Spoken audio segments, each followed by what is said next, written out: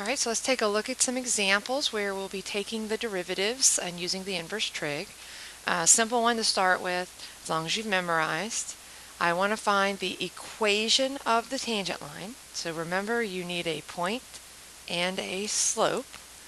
And we're going to be doing it to the inverse cotangent graph at x equal to 1. And in this one, you don't have to worry about the shortcut rule for inverses. What you're always going to remember is just memorize the formulas for the inverse trig functions. That's the easiest thing to do for this section. So the inverse cotangent, and again, notice notation, inverse cotangent, arc cotangent of x, those mean exactly the same things. So we're going to have negative 1 over 1 plus x squared as our derivative. All right, so let's start with the slope of our tangent line. The slope is going to be dy dx evaluated at x equal to 1. So we're going to be taking the derivative of the inverse cotangent of x with respect to x, evaluating that at x equal to 1. The derivative of inverse cotangent, negative 1 over 1 plus x squared, evaluated at x equal to 1 gives us negative 1/2. And then our point, the x value is 1, and the y value would be the inverse cotangent of 1. And this is again where you want to make sure that you do not miss a simple problem like this because you don't know your trig values. So this is finding an angle between 0 and pi whose cotangent ratio is positive 1, which is pi over 4. So you are going to be required to know your unit circle and all that information. And then once I have that, then what I can do is go ahead and say the equation of the tangent line at x equal to 1 would be my y equals my slope, my x minus 1 plus pi over 4. And so we're done with that problem. All right, now before we go on to the next examples, I do want to kind of mention inverse trig and chain rule. I mean, it's like we haven't even started. Basically at this point, once we learn a rule, you should be able to use the rule and chain rule at the same time. So if I wanted to take the derivative of sine of u with respect to x, arc sine, that you're going to use the rule, remember it's the derivative arc sine of stuff, would be the derivative of arc sine, square root of 1 minus our stuff squared times the derivative of the stuff with respect to x. You can also see this written as simply u prime, because it goes in the top, over square root of 1 minus u squared. So that is our alternative definition for the derivative of arc sine. The derivative of arc tangent, just to be thorough here, if I have a u situation where I'm going to be required to use the chain rule, the derivative of arc tangent of stuff is stuff squared plus 1 times du dx, or alternately we could write it as simply u prime over u squared plus 1. Our derivative of the arc secant of u with respect to x would be the derivative of the secant, which is our 1 over the absolute value of u square root of our u squared minus 1 times the derivative of u with respect to x. Notice everywhere there was an x, there's now a u, because remember you're doing your chain rule substitution. Or we can alternately write it as u prime over absolute value of u square root of u squared minus 1. And I'll leave you to translate the other three into it. The nice thing about these, just like the trig functions, once you get arc sine, arc cosine, you add a negative. Arc tangent, arc cotangent, add a negative. Arc secant, arc cosecant, just add a negative. So you can go ahead and write those out for the other three inverse trig functions. All right, so let's take a look at the next example. So here we have this idea where we have a u, so we're going to be using a chain rule problem. And we also have the derivative of a sum, so we're just going to throw everything at you here. So the derivative of a sum is the sum of the derivatives. So the derivative of 4x is 4 the derivative of inverse sine, 1 over square root of 1 minus my u squared times the derivative of u, which would be 4x, so you could either put the 4x here, or you can alternately just go ahead and write it as the 4x, the derivative in the top, over the square root of 1 minus, and if you want to distribute, 4x to the fourth. Right. Now over here, another example, we have to be careful. When you see this and this, you must use product rule. So in addition to all the rules that come before now, you're kind of throwing them in with the inverse trig. And this inverse trig is a u substitution, so this is my u, and use my chain rule. All right. So my derivative, let me just change color so I can keep everything straight, would be the x times the derivative of arctan. Your derivative of arctangent is going to be your, on the bottom, u squared. I'm going to square root of x squared plus 1. And it's 1 over that times u prime, but let's go ahead and just put u prime in the top, which would be x to the 1/2. Derivative would be 1/2 x to the negative 1/2. Plus, there's my product rule, the arctan of the square root of x times the derivative of x, which is 1. And if you needed to simplify a little bit, x to the negative 1/2, add your exponents. So we end up with x to the 1/2 on the top. This 1/2 I'm going to pull down here. And then square root of x squared is x plus 1. And then my other term, arctangent of square root of x. So there's our derivative for that one.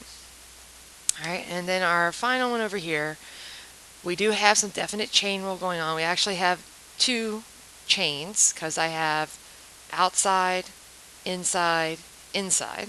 So U, V, W, F, G, H, however you want to look at this. So, and then the 5, don't let the 5 bother you because the derivative of a constant, don't do quotient rule here. This is a constant 1/5 times that. So I'm going to do the derivative is 1/5 times the derivative of this stuff. Let's work our way in. So we have the derivative of arcsecant. The derivative of arcsecant is 1 over absolute value of stuff. So absolute value of sine of 3x times the square root of my x squared minus 1, my u squared minus 1. So sine squared 3x minus 1. And then, this is again why we like to employ the u prime goes on top.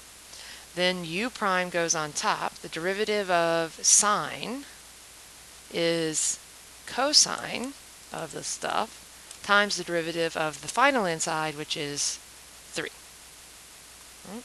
So all this kind of weird, nasty little chain within a chain, but you have to have all of your parts. This is u prime over absolute value of u, square root of u squared minus 1. Okay, and I'm using the rule for the inverse secant.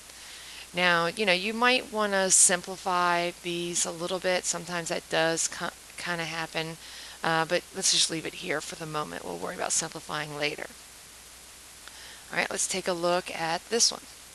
We want to differentiate, and then we want to simplify to a single term. So let's see what happens. This part right here, the derivative of arcsine, so dy dx, the derivative of arcsine, 1 over square root 1 minus x squared, plus, then we have product rule over here, so I'm going to have x. This is the same as 1 minus x squared to the 1/2, so I can use chain rule. So its derivative, 1/2, 1 minus x squared to the negative 1/2 times negative 2x plus my square root of 1 minus x squared. And actually, because I'm going to have to simplify this, let's write this as 1 minus x squared to the 1/2 times the derivative of x, which is 1. Now, when you get to a point like this part right here, if you want to think about this, this is really 1 minus x squared to the negative 1/2. Okay, Here's a 1 minus x squared to the negative 1/2. Here's a 1 minus x squared to the 1/2. You have 3 terms in this problem. I'm basically working you toward factoring. Term 1, term 2, term 3. And in these 3 terms, they all have a factor that has a 1 minus x squared in it. And remember, the rule is you pull out the common factor to the lowest power. So you have a power of negative 1/2, negative 1/2, and 1/2. So the lowest would be negative 1/2. So we pull that out. When I pull it from the first term, it goes away. There's a 1. When we factor it from this term, we're left with, if we simplify what we have left here, x squared. The 2's will cancel, so negative x squared, so minus x squared. And then when we pull it from here, remember factoring is like dividing, and when I divide this term by the GCF, I am going to subtract my exponents. 1/2 minus negative 1/2 becomes 1, so I end up with 1 minus x squared on that inside. So we have our 1 minus x squared plus 1 minus x squared. This is nothing more than 2 minus 2x squared, or 2, 1 plus x, 1 minus x, all over, I'm just moving this to the bottom, square root of 1 minus x squared. And so that would be a very nice derivative to then go on and figure out where it has horizontal tangents and vertical tangents and be able to do your sign charts from. So a lot of times when we're simplifying, remember that you're pulling out the GCF and you're looking for the factor, common factor, to the lowest power. That's what we're pulling out when we are simplifying these problems. All right, let's take a look at example 9. We want to find the coordinate of any horizontal tangent and then find the equation of any horizontal asymptotes of g of x. So a little bit of review from the limit section as well as some new material. All right, so if we want to find horizontal tangents, that would be where g prime of x is equal to 0. So that's what we're trying to find. So the first thing I have to do is find g prime of x. So g prime of x, little chain rule, u squared would be 2u. And let's go ahead and not use u. Let's do 2u arc tangent of x times the derivative of u. The derivative of arc tangent is 1 over x squared plus 1. And then we're going to just put it together. Let's go 2 arc tangent of x all over x squared plus 1. And so what we're trying to do for our horizontal tangents is we're trying to figure out where g prime of x is equal to 0. So 2 arc tangent of x over x squared plus 1 equals 0. We only really have to worry about the top because the bottom is never equal to 0. And when does divide by 2, you're really trying to figure out the angle whose tangent of x is 0. So what angle, how would you solve this problem? You're trying to solve for x. I have an inverse tangent. Well, x equals tangent of 0. X equals tangent of 0. Because x is the ratio. You're basically saying, hey, the angle whose tangent ratio is x is 0. So what's the ratio? Well, what's the tangent of 0? And the tangent of 0 is 0. Right? And we're finding coordinates. So that's the x value of our coordinate. And to find the y value, we have to calculate g of 0. So our coordinate would be 0. The angle whose tangent is 0 is 0 squared, 0. So the coordinates of the place where you have a horizontal tangent would be 0, 0.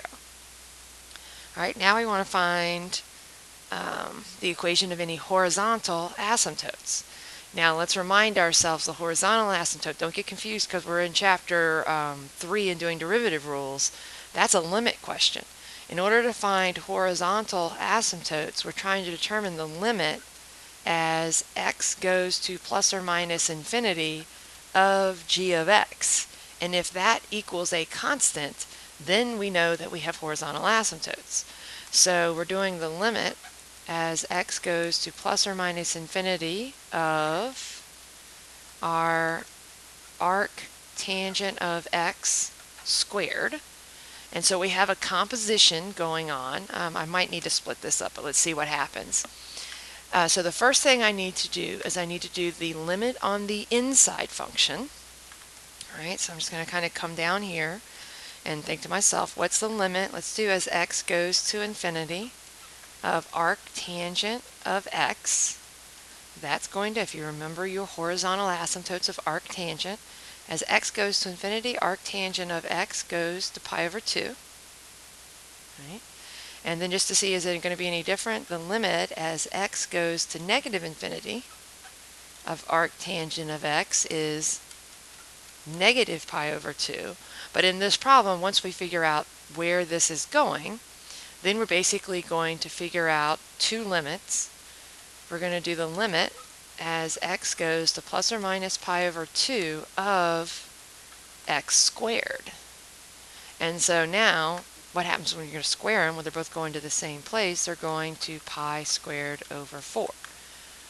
So there are horizontal asymptote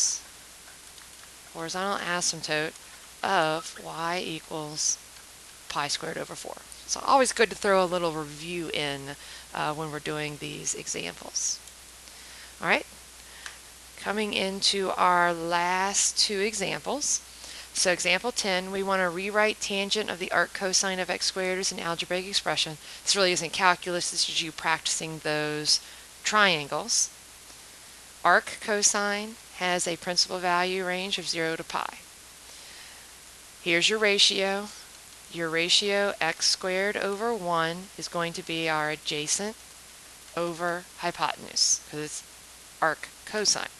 So we're going to draw our triangles in quadrants 1 and quadrants 2. We're going to do our adjacent is x squared over 1, and then I'm going to eliminate this as a possibility because x squared is always positive, so this is not 0 to pi, it's actually 0 to pi over 2. It has to be that triangle. Cannot be the triangle over there because x squared is always positive. Must be in quadrant 1. The opposite side would be hypotenuse squared minus adjacent squared. So square root of 1 minus x to the 4th. And then tangent is going to be opposite over adjacent. So the tangent of the angle whose cosine is x squared is opposite over adjacent. And then we're done with that problem. So just practicing on drawing your triangles. All right, our last problem, find the derivative by simplifying first. So in other words, the reason why we practice those drawing triangles, I do not want to do a chain rule problem with a cosine and an inverse tangent. I can always take any expression and I can simplify this. I can draw a basic triangle, simplify the problem, and not do the derivative using it the long way. This is always going to be shorter. So we're going to find inverse tangent is negative pi over 2 to pi over 2. So I'm drawing my triangles in quadrants 1 and 4. The tangent ratio is opposite over adjacent. So opposite over adjacent. And again, it's okay here, x positive, x negative, makes sense in terms of the problem. My hypotenuse, leg squared plus leg squared, x squared plus 6. And it's the same whether I'm at the top or the bottom. So I don't have to worry about any consideration there being a problem. Usually secant's the only one that there's a problem with that. So we have my cosine, which is adjacent over hypotenuse. So the cosine of the angle whose tangent is x over square root of 6 can be this written as adjacent over hypotenuse square root of 6 over square root of x squared plus 6. So what we basically have here, now remember I haven't done the problem, which is find the derivative of this. What I've done is change the problem before doing it Instead of taking the derivative of this, I'm going to take the derivative of that, which is a little bit easier to do. So f prime of x, the square root of 6 is nothing more than a constant, so let's just bring that out. And then we're going to take the derivative. I'm actually going to rewrite this as square root of 6 times x squared plus 6 to the 1/2. So the derivative would be 1/2. Let's put that over 2. X squared plus 6 to the negative 1/2 times chain rule, derivative of the inside, 2x. So we would end up, the 2's would cancel, square root of 6, x, square root, x squared plus 6, and then so we go find the answer that matches. So we have x to the 1/2 on ours, so it's not that one or that one. Here's x squared plus 6 to the 1/2, square root of 6, leaning toward this one, just double checking. Oh, that's out a negative in front of it. Make sure you're careful about that. I did not have a negative in mind, so it's not that one. Almost chose that wrong answer. Good thing I looked at the others a little bit closer, so I'm going to say that the answer is F for that one. So, the reason why we practice and talk about drawing the triangles, always simplify before deriving. That will make your life a lot easier because it turns it into a more nice problem instead of using trig and inverse trig in the problem. All right, so that wraps up our examples for the inverse trig, and that should wrap up our chapter 3, all of our rules, and so we're ready for a test. We'll do some practice.